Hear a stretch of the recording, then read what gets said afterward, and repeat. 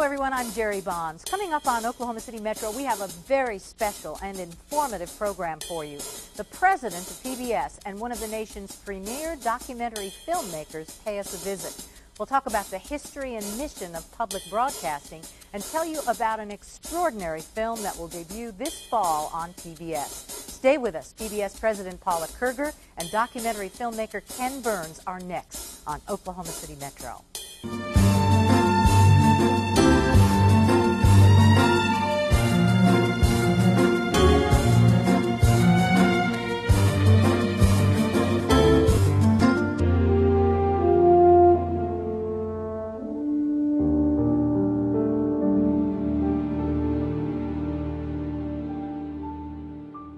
Thanks for joining us, and we think you'll be glad you did because you'll be hearing from two very special guests. OETA is a proud member of the PBS family, and that family is going through tremendous changes in new technology and new programming. But that shouldn't worry you because the programs you've come to know and love still have a home on PBS. Paula Kerger is the president and CEO of the Public Broadcasting System, and Ken Burns is one of this country's most distinguished documentary filmmakers. Both of them paid a visit to Oklahoma City to help OETA with its fundraising drive, and I am very pleased to welcome these two extraordinary individuals who are so committed to public broadcasting. Welcome to both of you. We are really thrilled to have you here. Thanks. It's wonderful to be here. And we have so much to talk about that it's hard to know where to begin. But Paula, I really would like to begin with you. Sure. Because I think you could give us a clearer picture of what PBS really means to all of America, and then bring it down to the Oklahoma level and what OETA means. Sure.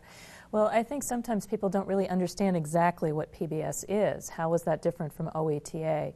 We're very different from commercial networks where, ABC, NBC, CBS really is a parent company and everything sort of trickles down. In public television, it's absolutely the reverse.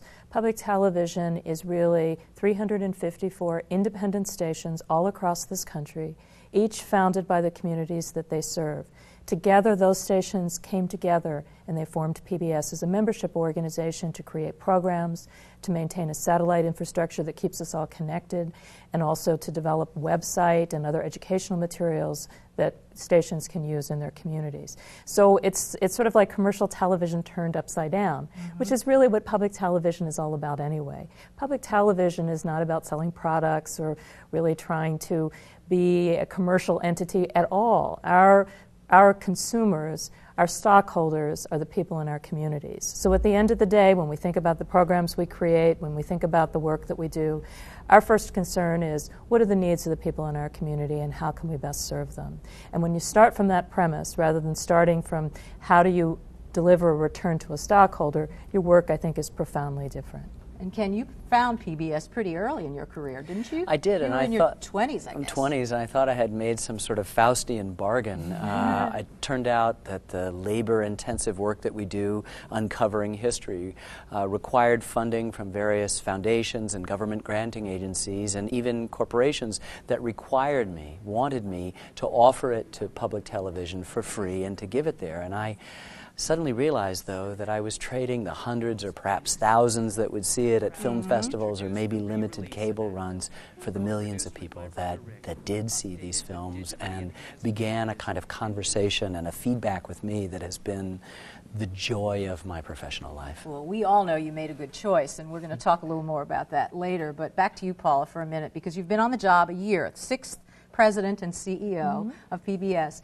And there's a balancing act here. There are lots of challenges, and many of them funding related, and lots of opportunities. Just give us a look. One line that I read in a speech that you gave is that PBS is a chronically underfunded organization. So I'm sure that's one of the challenges. It's a part of our legacy, I always like to think, from the very beginning when we were founded. We're very different from that other great public broadcaster, the BBC, which is largely funded in Great Britain on the tax of television sets. Here in the United States, we receive a little bit of federal money, about 15% of our budget. 15%, I want to clearly say, not 50. 1.5, not 5. Only 1.5. And the rest of the money we raise dollar by dollar from contributions from viewers like you. and from generous foundations and corporations and others that really come together that see the need for a strong public television service, which I think in this day and age is needed more than ever. I talk to so many people who say, you know, there's 500 channels, but I always come back to public television because the work we do is so singular and so important. So our funding issues are not new. Right? They have gone back from our infancy, and I think that, and I don't know what you would think about this, Ken, but I think that one of the things that I've always thought about public television is that the fact that we have always had to scramble around and try to piece the money together actually has made us much more creative, much more entrepreneurial, much closer to the ground. What do you think? I agree. You try harder. That's exactly right. It's lean and mean, and sometimes it's tough, and sometimes it's frustrating, but you always feel at the end of a production, for me, that you've really paid for it. That is to say, you've done the work. It wasn't just handed to you, oh, we like what you do now, here, so all the money you need. You know, we're still fundraising. I'm still doing the same thing I did 30 years ago, which is trying to go out and convince people to do that. But at the end, you feel a kind of pride of ownership that I don't think you could find anywhere else.